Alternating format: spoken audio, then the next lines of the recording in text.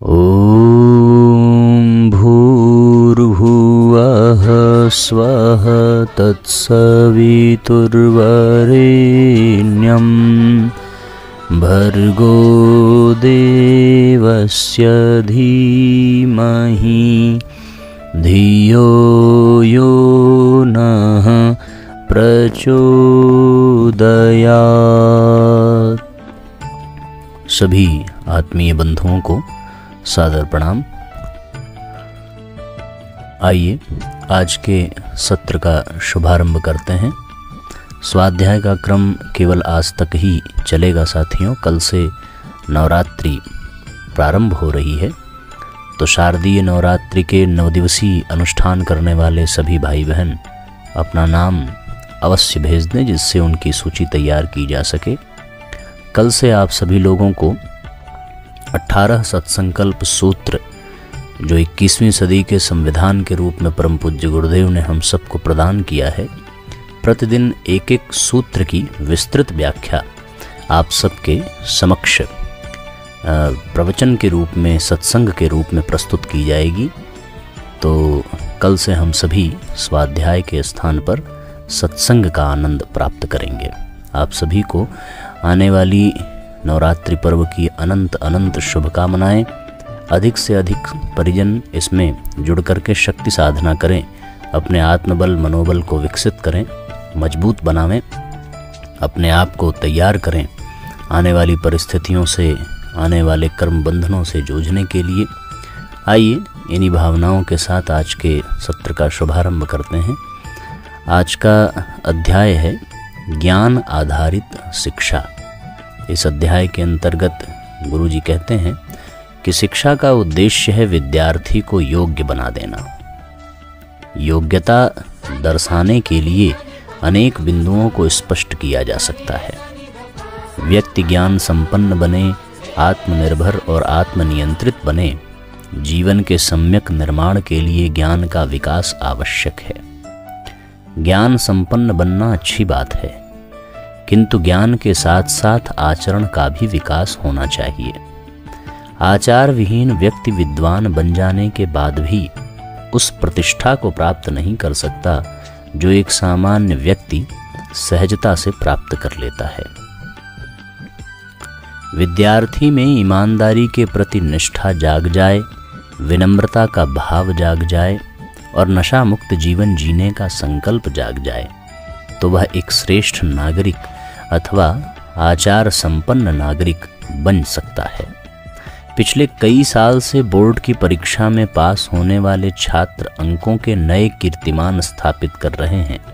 छात्रों ने आईपीएससी की परीक्षा में 100% अंक हासिल कर नया शिखर छू लिया है। इस उपलब्धि के लिए अनेक अध्यापक तथा अभिभावक बधाई के पात्र हैं, परंतु कुछ विकट सवाल भी मुहबाए खड़े हैं जिसको नज़रअंदाज करना असंभव है। क्या नई पीढ़ी अपने अग्रजों पूर्वजों से कहीं अधिक बुद्धिमान है, या फिर परीक्षा का स्तर इतना गिर गया है कि 95 से 99% हासिल करना बहुत आसान हो गया है? औसत छात्र भी इम्तहान पहले दर्जे के पास करते हैं और कॉलेज में दाखिले के वक्त 90% अंक वाले भी दर दर मारे मारे भटकते हैं। कुछ अव्वल दर्जे वाले पत्राचार से ही आगे की पढ़ाई जारी रखने को मजबूर होते हैं। एनसीईआरटी के पूर्व निदेशक कृष्ण कुमार का मानना है कि सबसे बड़ा दोष उस परीक्षा प्रणाली का है जिसमें बहुविकल्पी प्रश्न पूछे जाते हैं, जिनमें मॉडल उत्तर रटने वाले छात्र ही सर्वाधिक अंक पाते हैं। साल भर पढ़ाई परीक्षा की चुनौती का सामना करने के लिए करवाई जाती है। रटंत विद्या घुटंत पणि का सूत्र नौका पार लगा सकता है। न तो विषय वस्तु से छात्र छात्राओं का वास्ता रह गया है और न ही मौलिकता सृजनात्मक प्रतिभा से रोजमर्रा की जिंदगी के लिए परम आवश्यक व्यवहारिक ज्ञान की चिंता भी किसी को ही बची है। सहिष्णुता, मानवीय संवेदना, सहानुभूति, नैतिकता का स्कूली शिक्षा से कोई नाता नहीं रह गया है। हर परीक्षा अगली परीक्षा की तैयारी वाली सीढ़ी की एक पायदान भर बन गई है। आगे बढ़ने के लिए, अधिकतम नंबर जुटाने के लिए कोचिंग और ट्यूशन ही डूबते का सहारा हैं। सबसे बड़ा दुर्भाग्य ये है कि प्राथमिक स्तर से अखिल भारतीय प्रशासनिक सेवाओं की प्रतियोगिताओं तथा शोध के लिए प्रत्याशियों को कसौटी पर कसने के लिए भी बहुविकल्पीय प्रश्न ही इम्तिहान में आते हैं। पीएमटी हो या आईआईटी का दाखिला कहीं कोई नाव नहीं जिसका सहारा परीक्षा की वैतरणी को पार कराए। कुछ मुद्दे और भी हैं जिन्हें हम अनदेखा करते हैं। क्या स्कूली शिक्षा की दुर्गति के लिए सरकारी तथा निजी स्कूलों के बीच भेदभाव करने वाले जाति व्यवस्था सरीखी मानसिकता जिम्मेदार नहीं है? वंचित शोषित तबके के बच्चे ही प्रांतीय बोर्डों की मान्यता वाले सरकारी स्कूलों में पढ़ते हैं। यहीं अध्यापकों की जिंदगी भी सबसे दयनीय नजर आती है। फिर नंबर आता है सीबीएसई के पाठ्यक्रम के अनुसार संचालित निजी महंगे तथा केंद्रीय सैनिक नवोदय विद्यालयों का। कुछ समय पहले तक इनके भी ऊपर विराजते थे मशहूर पब्लिक स्कूल जिनका आम जनता से कोई वास्ता न था। Doon school, Mayo college, saint Paul, Lovedale, Lawrence school आदि। सर्वश्रेष्ठ की सूची में सबसे ऊपर इंटरनेशनल बैकलॉरेट की तैयारी करवाने वाले स्कूल हैं, जिनके छात्र विदेशी विश्वविद्यालयों में बिना झंझट प्रवेश ले सकते हैं। शासक वर्ग इसीलिए न तो आम स्कूलों की लाइलाज बीमारी से चिंतित है और न ही आसमान छूते अंकों की महामारी से।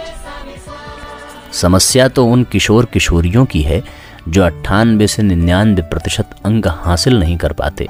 उनके मन में भयंकर हीनता की भावनाएं जड़ें जमाने लगती हैं। अभिभावकों की निराशा के लिए वे खुद को जिम्मेदार समझने लगते हैं।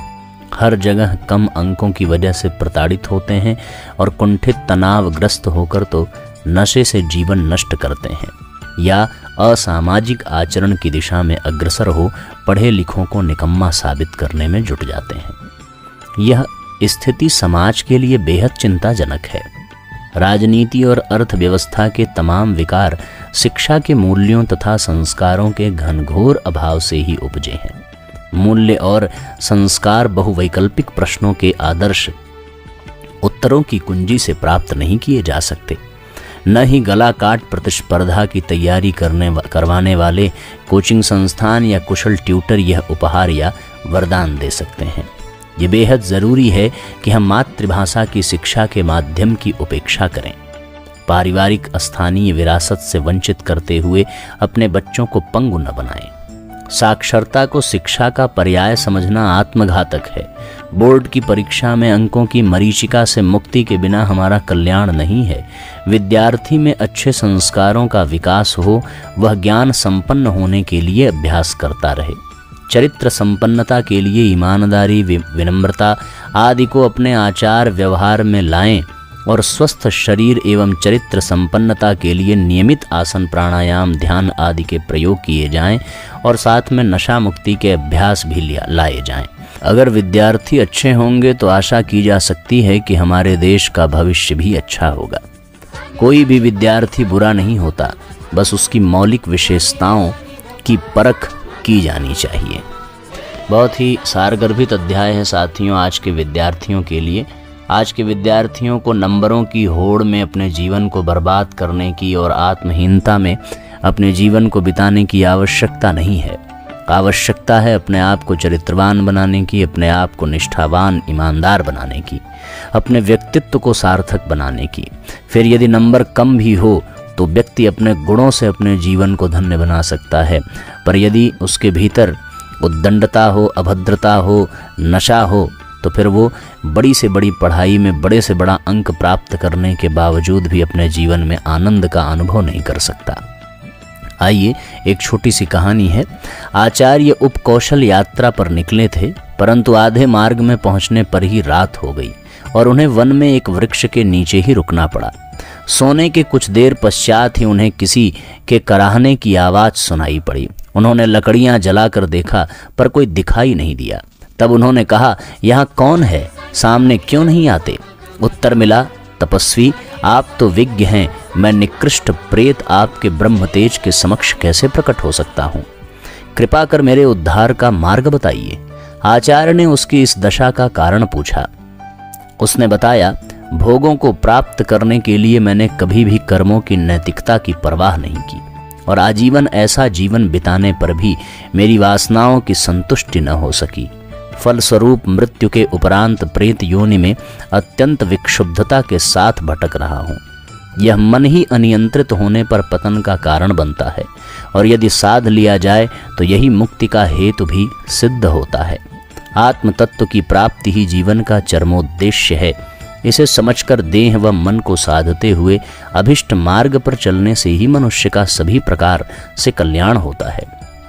ऐसा कहते हुए आचार्य ने अपने तप पुण्य का एक अंश देकर उसके कल्याण का मार्ग प्रशस्त किया, जिसके फलस्वरूप उस प्रेत का पुनर्जन्म हुआ और स्मृति रहने के कारण वह आत्म साधना और लोक सेवा करते हुए मुक्ति पथ पर प्रशस्त हो गया।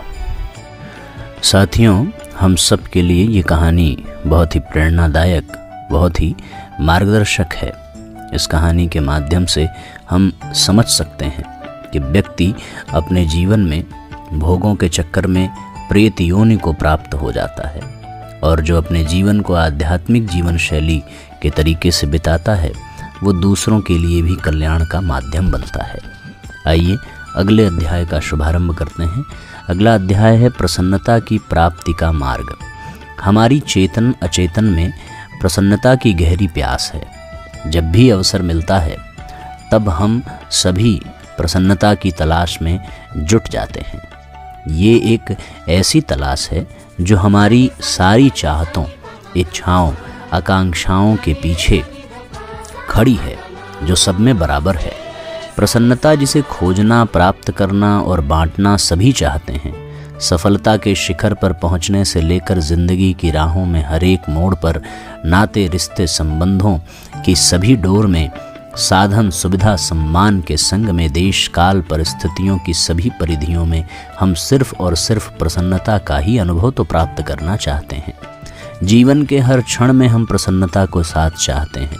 चाहे प्रसन्नता कहो या प्रफुल्लता, सबके लिए अपने अपने मनोभावों के अनुसार इसकी अलग अलग अनुभूति होती है। आप, हम व सभी इसको पाने की दौड़ में सम्मिलित हैं। हमारी कल्पनाओं में, सोच में, व्यवहार में सिर्फ वही चीज़ें गहरा स्थान प्राप्त कर पाती हैं जिनसे हमारी प्रसन्नता जुड़ी होती है। प्रसन्नता की आकांक्षा वस्तुतः हमारे अस्तित्व की नैसर्गिक मांग है। यदि जीवन के हर क्षण में प्रसन्नता की निरंतरता बनी रहे तो यह आनंद का पर्याय बन जाती है, और हमारे शास्त्रों में आनंद को परमात्मा का स्वरूप माना गया है। प्रसन्नता को प्राप्त करने की संभावनाएं व क्षमताएं हम सभी में हैं, परंतु जीवन में इसका स्वाद किसी किसी को ही प्राप्त हो पाता है। क्यों? क्योंकि जिंदगी का रास्ता इतना सीधा, सरल और आसान नहीं होता जितना कि हम समझ लेते हैं। जिस दुनिया में, जिस परिवेश में हम रहते हैं, जिन लोगों को हम जानते हैं, जिन संबंधों के साथ हम निभाते हैं, इन्हीं सब के बीच हमें अपनी प्रसन्नता तलाशनी होती है। लेकिन सबसे बड़ी कठिनाई यह है कि जब हम अपने अतीत से लेकर आज तक के जीवन का मूल्यांकन करते हैं तो प्रसन्नता की राह बड़ी कठिन जान पड़ती है। चाहते तो सभी हैं कि ढेर सारी प्रसन्नता बटोरें, हमेशा खुश रहें, किंतु ऐसा संभव कम ही हो पाता है। अतीत के गुजरे पलों की गिनती करते हैं तो पाते हैं कि जिंदगी में प्रसन्नता के पल बहुत कम और दुख कष्ट के पल ही ज़्यादा रहे। वर्तमान क्षणों में भी प्रसन्नता प्राप्त कर सकें ऐसी अनुकूलता दिखाई नहीं देती। तो क्या प्रसन्नता की इच्छा यूं ही भीतर दबी पड़ी रह जाएगी और हम इसकी आकांक्षा लिए सुख दुख के लहरों में डगमगाते जीवन को जीते रहेंगे? नहीं, हम में से कोई भी अप्रसन्न जीवन जीने के लिए अभिशप्त नहीं है। मनुष्य के पास जो जीवन है उसमें असीम संभावनाएं सदैव होती हैं तथा इस जीवन को जीने के मार्ग भी अगणित होते हैं। बस हर एक के लिए यह जिम्मेदारी और आवश्यकता है कि वह अपने जीवन के लिए उस मार्ग को खोज निकाले जिस पर चलकर प्रसन्नता की प्राप्ति हो सके। इस विश्वास को बहुत गहरे में स्थान दें कि इस दुनिया में हर एक के लिए प्रसन्नता का मार्ग होता है। यह अवश्य है कि इसकी तलाश हर एक को स्वयं करनी पड़ती है। सबके लिए अपना अलग अलग और निजी मार्ग होता है प्रसन्नता का। इसे स्वयं ही खोजना होता है, कोई दूसरा इसे खोज कर नहीं दे सकता। और न हम चाह कर ही दूसरों के लिए इसे खोज सकते हैं। सर्वप्रथम हमें अपने भीतर झांकना चाहिए और यह देखना चाहिए कि क्या हमारे अंतर्भावों के किसी कोने में प्रसन्नता की इच्छा आकांक्षा हिलोरे ले रही हैं या नहीं। स्वयं से पूछें कि क्या सच में हम प्रसन्नता प्राप्त करने की चाहत रखते हैं, स्वयं को प्रसन्न देखना चाहते हैं। यदि हाँ, तो फिर कहीं और अलग दुनिया में, भिन्न परिस्थितियों में नहीं, बल्कि जहाँ जैसे हैं वहीं इसी दुनिया की भीड़ में अपने हिस्से की प्रसन्नता हमें स्वयं ही तलाशनी पड़ेगी। जो सचमुच तैयार हैं प्रसन्न होने के लिए, अपना स्वयं का रास्ता खोजने और उस पर चल पड़ने के लिए, तो ऐसे लोगों के लिए हम यहाँ कुछ जीवन के अनमोल सूत्र प्रस्तुत कर रहे हैं, जिन्हें अपनाकर सभी अपनी अपनी प्रसन्नता को खोज लेने में सुनिश्चित सफलता प्राप्त कर सकते हैं। इन जीवन मंत्रों में पहला सूत्र है, इस बात में पूर्ण विश्वास रखना कि जिंदगी की सारी प्रसन्नता, संसार का समस्त सौंदर्य हमारे व्यक्तित्व में समाहित है। प्रसन्नता कोई ऐसी वस्तु नहीं है जिसे बाहर से लाया या पाया जा सके अथवा कीमत देकर खरीदा जा सके। यह जीवन की सबसे कीमती विभूति है, इंसान का सबसे उच्चतम और पवित्रतम गुण है। इसका स्थान बाहर नहीं बल्कि हमारे भीतर ही हमारे दृष्टिकोण में मौजूद है। प्रसन्नता के मार्ग का दूसरा जीवन मंत्र है कि खाली कभी न रहें। अच्छा रहेगा कि कोई सार्थक लक्ष्य बनाकर जिंदगी में उसे पाने के लिए प्रयत्नशील रहा जाए। जितना बड़ा लक्ष्य प्राप्त कर पाएंगे उतनी ही बड़ी उपलब्धि होगी, और जितनी बड़ी उपलब्धि होगी उतनी ही ज़्यादा प्रसन्नता। ध्यान रहे कि उपलब्धियों का प्रसन्नता से गहरा संबंध होता है। निकम्मेपन, निठल्लेपन से कभी भी प्रसन्नता प्राप्त नहीं हो सकती। कुछ न कुछ सार्थक, सकारात्मक अवश्य करते रहें। पूज्य गुरुदेव ने कहा है कि व्यस्त रहें, मस्त रहें। व्यस्त रहने वाले पुरुषार्थी जीवन में ही प्रसन्नता की बगिया लहराती है। प्रसन्नता को पाने और संभाले रखने का तीसरा जीवन सूत्र है, श्रेष्ठतम मूल्यों को, उच्चतम आदर्शों, महान व्यक्तित्व के विचारों, सिद्धांतों को ही सबसे बड़ा मित्र बनाया जाए। जीवन में बनने वाले हमारे मित्रों से तो हमें कभी धोखा मिल सकता है, पर इन मूल्यों से कभी छल धोखा नहीं मिल सकता। और सबसे महत्वपूर्ण यह है कि जिंदगी के सफर में जब भी कहीं टूटने बिखरने लगेंगे, हारने लगेंगे, तब इनसे बड़ा सहायक मित्र और दूसरा कोई नहीं होगा। घने अंधकार में भी जीवन को सही रास्ता दिखाने की सामर्थ्य सिर्फ इन्हीं मूल्यों, आदर्शों में होती है। सारी दुनिया भी यदि हमारे विरुद्ध खड़ी हो जाए तब भी ये हमारा साथ नहीं छोड़ते।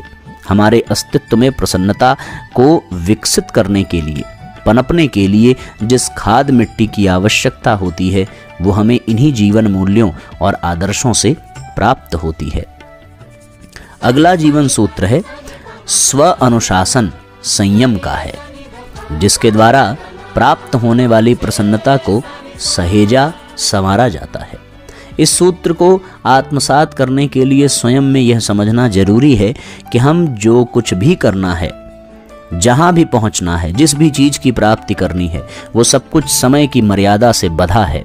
समय का महत्व जानने वाले, समय का संयम अपनाने वाले व्यक्ति ही प्रसन्नता की राह पर आगे बढ़ने में सफल हो पाते हैं। इसलिए सदा यह याद रखें कि समय के सार्थक उपयोग के लिए स्व अनुशासन संयम का आंतरिक अनुबंध ही कारगर उपाय है।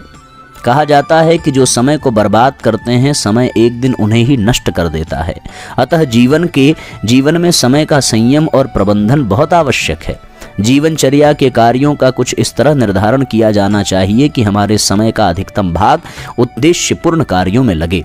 इसके अतिरिक्त थोड़ा खाली समय बचे अथवा थोड़ा समय निकालकर प्रकृति का सानिध्य अवश्य प्राप्त करें। नदी, पहाड़, बाग, बगीचों में हरियाली के बीच जाकर कुछ समय शांत मन से बैठने तथा प्राकृतिक जीवन की गतिविधियों का अवलोकन करने से अंतर्मन स्वतः ही ताजगी और प्रसन्नता से भर उठता है। पांचवा जीवन सूत्र है, स्वयं से प्रेम करना। जिस जिंदगी की प्रसन्नता के लिए हम लालायित हैं, उस जिंदगी का महत्व हमें पता होना चाहिए। स्वयं के प्रति स्वाभिमान और आत्मसम्मान की भावना के लिए स्वयं का महत्व समझना आवश्यक है, और ये महत्व तभी प्रकट होता है जब हम स्वयं से प्रेम करते हैं। स्वयं से प्रेम करने वाला आसपास के परिवेश और लोगों से भी प्रेम और सामंजस्यपूर्ण व्यवहार रख पाता है। इसके साथ ही एक सबसे बड़ी उपलब्धि स्वयं से प्रेम करने वालों को मिलती है, वो है आत्मविश्वास। आत्मविश्वास का निर्माण हमारी रचनात्मकता और मौलिकता की क्षमताओं से मिलकर होता है, लेकिन अपने भीतर की रचनात्मक व मौलिक बातों को जानने समझने का जो उपाय है वो है स्वयं के प्रति प्रेम। इन उपर्युक्त जीवन सूत्रों को अपनाकर हम सभी अपनी जिंदगी के लिए प्रसन्नता का मार्ग खोजने में सफल हो सकते हैं।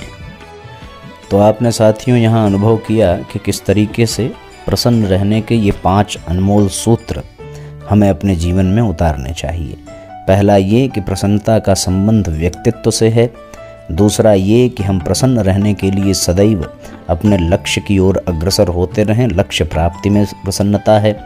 तीसरा ये कि हम अपने मित्रों के रूप में उच्चतम आदर्श और उच्चतम सूत्रों को, उच्चतम मूल्यों को अपनाएं। चौथी बात ये कही गई कि हम संयमी बने, अपना अनुशासन बनाएं, समय का संयम करें और प्रकृति के संरक्षण में कुछ समय अवश्य व्यतीत करें। पांचवा ये कि हम स्वयं से प्रेम करें, तब जा कर के हमारे जीवन में दिव्य प्रसन्नता प्राप्त होगी और हमारा जीवन प्रसन्नता से परिपूर्ण होगा। आइए इन्हीं भावनाओं के साथ आज के सत्र को विराम देते हैं। गायत्री मंत्र साथ साथ बोलने की कृपा करेंगे। ओम भूर्भुवः स्वः तत्सवितुर्वरेण्यं भर्गो देवस्य धीमहि धियो यो नः प्रचोदयात्। सभी आत्मीय बंधुओं को सादर प्रणाम, सभी को धन्यवाद जुड़ने के लिए।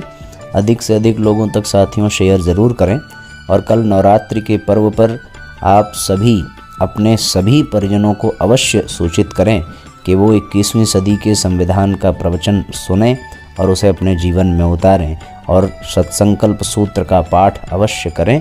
इसका विशेष ध्यान रखेंगे। कल से आप सभी को विशेष सत्संग सत्र का 9 दिवसीय लाभ प्राप्त होगा। तो आप सब ठीक 8 बजे समय से जुड़ करके अपना आरती पूजा संपन्न करने के पश्चात अवश्य सत्संग का लाभ प्राप्त करें, अधिक से अधिक संख्या में। इसका विशेष ध्यान रखेंगे और अधिक से अधिक लोगों को सूचित और शेयर ज़रूर करेंगे, जिससे कि गुरुजी के विचार घर घर तक पहुंच सकें और लोगों के जीवन में सकारात्मक परिवर्तन हो सके। सबको प्रणाम, सबको धन्यवाद, नमस्कार, शुभ रात्रि।